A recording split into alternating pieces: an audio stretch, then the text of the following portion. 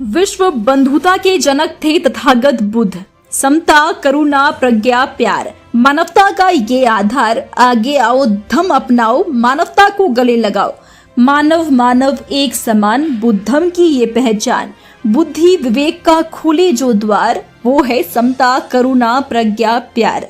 प्रज्ञा, seal, समाधि के सम्यक अनुशीलन से ही मानव का परम कल्याण होता है। बुद्धम और संग मानव को दुख मुक्त करने के 3 रत्न है और पंचशील मानव के चरित्र की कसौटी है। मानव ही नहीं, समस्त प्राणी जगत को दुख मुक्त का एकमात्र मार्ग बुद्ध दर्शन है। बुद्ध दर्शन विश्व के सभी धर्मों का मार्गदर्शक है।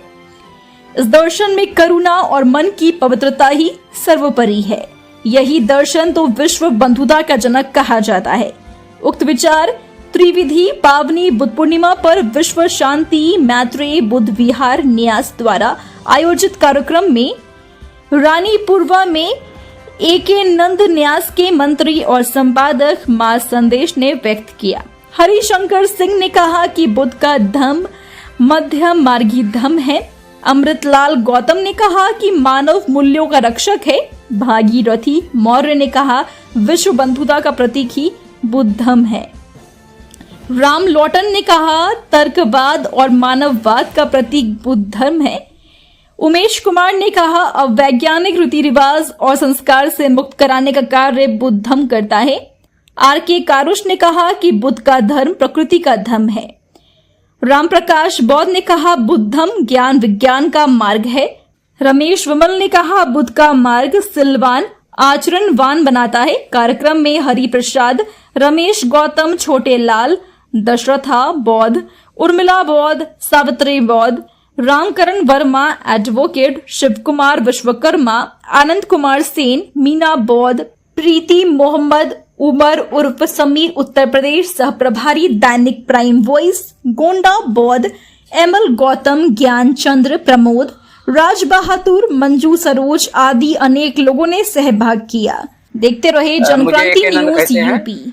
मैं विश्व शांति मैत्री बुद्ध विहार का मंत्री हूं और मां संदेश हिंदी मासिक पत्रिका का संपादक हूं। आज त्रिविध पावनी पूर्णिमा के उपलक्ष्य में विश्व शांति में बुद्ध धम्म का योगदान विषय पर संगोष्ठी आयोजित की गई है। क्योंकि आज ही के दिन पूरी दुनिया में एकमात्र तथागत बुद्ध ऐसे महामानव थे जो वैशाख पूर्णिमा को पैदा हुए थे। वैशाख पूर्णिमा को इनको ज्ञान की प्राप्ति हुई थी और वैशाख पूर्णिमा को ही महापरिनिर्वाण हुआ था। तो इस नाते इसे त्रिविधि पावनी पूर्णिमा कहा जाता है। और पूरी दुनिया में बुद्ध का धम्म जो प्रकृति के धम्म पर आधारित है, जो ज्ञान मार्ग और संघ के आधार पर आधारित है, इसी आधार पर जो है समता, करुणा, प्रज्ञा, प्यार, मानवता का ये आधार, यही जो है पूरी दुनिया को जोड़ने का काम करता है। और इसमें जो सील दिया गया है, सील दुनिया का कोई भी मानव हो, यदि वो अशांत है, सील का पालन करता है तो निश्चित रूप से उसका अशांत मन शांत हो जाता है। और तथागत बुद्ध ने कहा है मन ही जो है हमारे सभी प्रवृत्तियों का अगुआ है। हमारे कर्मों का फल जो है हमारा मन ही हमको करता है। मन के हमारे केवल 2 रूप हैं, एक मन हमारा मित्र है, एक मन हमारा शत्रु है। जब मन हमारा काम, क्रोध, मोह, माया, राग, द्वेष, ईर्ष्या, विकार, तृष्णा, अहंकार से होकर गुजरता है तब मन हमारा शत्रु हो जाता है। और जब मन हमारा जो है समता, करुणा, प्रज्ञा, प्यार की बात करता है तो मन हमारा मित्र हो जाता है। जब हम मित्र के रूप में हमारा मन रहेगा तो हमारे मन में शांति रहेगी। हमारे मन में शांति रहेगी, परिवार में शांति रहेगी, समाज में शांति रहेगी और देश में शांति रहेगी और पूरी दुनिया में शांति रहेगी। और जब मन हमारा जो है काम, क्रोध, मोह, माया के वशीभूत होगा तो मैं स्वयं अशांत रहूँगा और परिवार अशांत रहेगा, देश अशांत रहेगा और दुनिया अशांत रहेगी। आज पूरी दुनिया के लोग बुद्ध धर्म की ओर जो है बड़े ही जिज्ञासा से टकटकी लगाकर देख रहे हैं कि बुद्ध का धम्म जो है वो प्रकृति का धम्म है। और प्रकृति का धम्म का मतलब जो है, जो हवा है, पानी है और अग्नि है, मिट्टी है, ये 4 यौगिक ही जो है जीवों का निर्माण करते हैं। और इन 4 यौगिकों में किसी भी यौगिक के अनुपस्थिति में वो जीव नष्ट हो जाता है। ये पूरी दुनिया के सभी जीवों के लिए लागू होता है। तो इस बुद्ध धम्म के संगोष्ठी के माध्यम से लोगों को हम लोग ये अवगत कराना चाहते हैं कि जो है ये पूरी दुनिया के लोगों में शांति किस प्रकार से, विश्व बंधुता आज जिस कैसे। जगह कार्यक्रम कर रहे हैं यहाँ पर संख्या देख रहे हैं, आसपास के लोग जो उसमें है वो लोग नहीं पहुंच रहे, तो कैसे इसको आप आगे बढ़ाना चाहते हैं? देखिए, ऐसा है कि कोई भी कार्य जो है संख्या के बल पर नहीं होता है। हमेशा दो चीजें होती हैं, एक होता है क्वालिटी और एक होता है क्वांटिटी। दुनिया में कोई भी परिवर्तन हुआ है तो क्वालिटी ने परिवर्तन या क्वांटिटी ने परिवर्तन नहीं किया है। केवल 4% लोग पूरे देश की रक्षा करते हैं और 96% लोग चैन की नींद सोते हैं। उसी प्रकार से यहाँ जो लोग आए हैं वो क्वालिटी के लोग हैं, वो गुणवत्ता के लोग हैं, और गुणवत्ता के लोग परिवर्तन करने में अपने आप में सक्षम हैं। यह एक एक व्यक्ति जो है उस तरीके से है जिस तरीके से उन्होंने कहा था कि जो है चिड़ी अंते मैं बार लड़ाऊँ 1.25 लाख से एक लड़ाऊँ। तो ये लोग जो है चुने हुए सामाजिक कार्यकर्ता हैं, सामाजिक कार्यकर्त्री हैं, उपासक और उपासिका हैं। यह जो है इस पूरी भारत में जो है लोगों को जन जन तक के संदेश पहुंचाने में अपने आप में। श्री लाल बहादुर शास्त्री डिग्री कॉलेज गोंडा में संस्कृत विभाग में हूँ। आज विश्व शांति मैत्रेय बुद्ध विहार न्यास द्वारा त्रिविध पावनी बुद्ध पूर्णिमा के उपलक्ष्य में एक संगोष्ठी आयोजित की गई है। इस संगोष्ठी का विषय है विश्व शांति में बुद्ध धर्म का योगदान।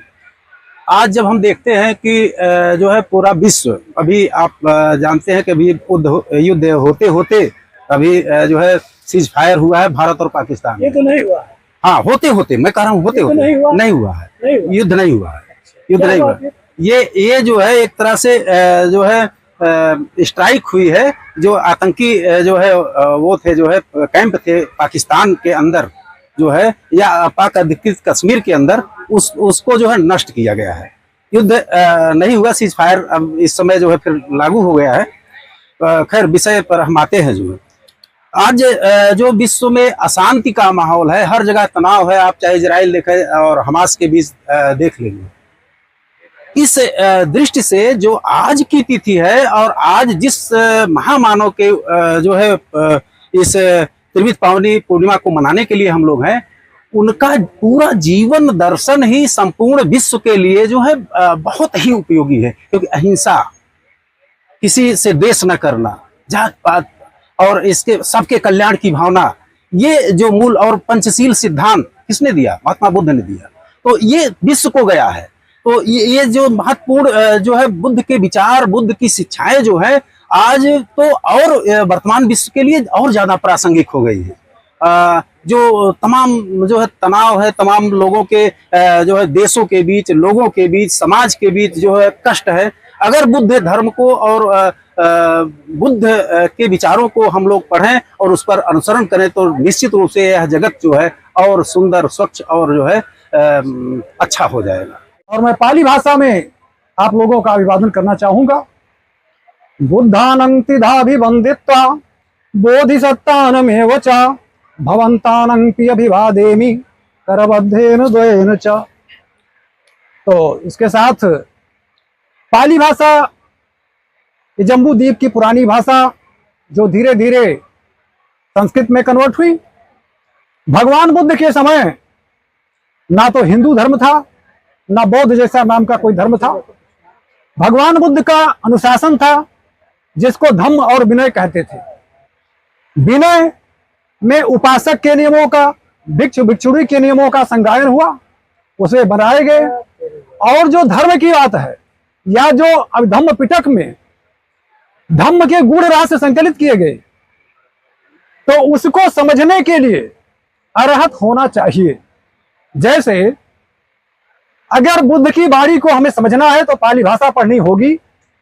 और इस समय ये 15 आज 12 मई है, इस समय अर्जुन के पेड़ों से कस्तूरी की सुगंध आ रही है। मैं महसूस कर रहा हूं, कई लोगों को महसूस करा चुका हूं। 90 के दशक में, 1990 में मेरे हाथ उत्तम क्वालिटी की कस्तूरी लगी थी, जिससे मैंने उस गंध को पहचाना। अब आज के परिवेश में मैं कैसे बताऊं कि कस्तूरी की गंध ये है, क्योंकि शब्दों में उसको नहीं बता सकते। और जिन लोगों को कस्तूरी के बारे में नहीं पता, गंध भी नहीं पता, और कस्तूरी अब दुर्लभ हो चुकी है, तो मैं उनको कैसे समझाऊं कि ये कस्तूरी की सुगंध है। आज त्रिविध पावनी पूर्णिमा है। सिद्धार्थ गौतम का जन्म वैशाख पूर्णिमा को हुआ, ज्ञान प्राप्ति वैशाख पूर्णिमा को हुआ, और महापरिनिर्वाण या जिसको हम कम शब्दों में मृत्यु कहते हैं वो भी वैशाख पूर्णिमा को। यह संयोग पूरे विश्व में अभी तक के ज्ञात इतिहास में पहली बार घटा। ऐसा किसी भी दुनिया के महापुरुष के साथ नहीं हुआ। और भगवान बुद्ध में 32 महापुरुष लक्षण थे, जो हम लोगों के सिलेबस में था, महापुरुष लक्षणान में पढ़ा। 40 दांत भी उनमें से था, एक उनके 40 दांत थे। और 32 महापुरुष लक्षणों में से 3 व्यक्तियों में मैंने ऐसे लक्षण देखे। अजान बाहु जो एक पूर्व विधायक थे, मिल्ले थे, उनको मैंने देखा। दूसरा नरसिंह रूप अभी तक के जीवन में मैंने एक व्यक्ति में देखा। और तीसरा एक लोमकूप या कान जो लंबे भगवान बुद्ध के इसमें दिखाए गए हैं, ऐसा कान अभी तक मैंने अपनी 60 वर्ष की उम्र में एक ही व्यक्ति का देखा। तो ऐसे महामानव को हम महात्मा कह करके तौहीन करते हैं। वो भगवान है। और भगवान क्यों कहते हैं? पाली भाषा में भगवा शब्द है जो अन प्रत्यय लगा करके संस्कृत में बना है। भग्ग रागो भग्ग दोषो भग्ग मोहो अनासो भग्ग स सब पापस तेन भगवा पहुंचति। माने कि ऐसे वह महापुरुष जो राग द्वेष लोभ मोह से दूर हैं, उनको भगवान कहा जाता है। और इसी परिपाटी में संस्कृत भाषा में भी माननीयों के लिए भगवान शब्द इस्तेमाल हुआ है। जैसे कि चरक संहिता में आचार्य चरक ने हर अध्याय के अंत में लिखा है इतिहास मां भगवान त्रया। और बाण भट्ट ने अपनी कादंबरी में भी भगवान शब्द का इस्तेमाल माननीयों के लिए किया है। आज हम लोग पाली भाषा और संस्कृत भाषा न पढ़ने के कारण अपने ही कल्चर कैरेक्टर हिस्ट्री से दूर होते जा रहे हैं। इसके लिए हमें पाली भाषा संस्कृत भाषा दोनों साथ साथ पढ़ना होगा। दोनों भाषाओं को हम बांट नहीं सकते। और हिंदू और न बौद्ध, हम सनातन के अनुयायी हैं। सनातन की परिभाषा पाली में क्या है? नहीं वेरेन वेरानी सम्मति कुदाचना अभेरेन च सम्मति एस धम्मो सनातनो।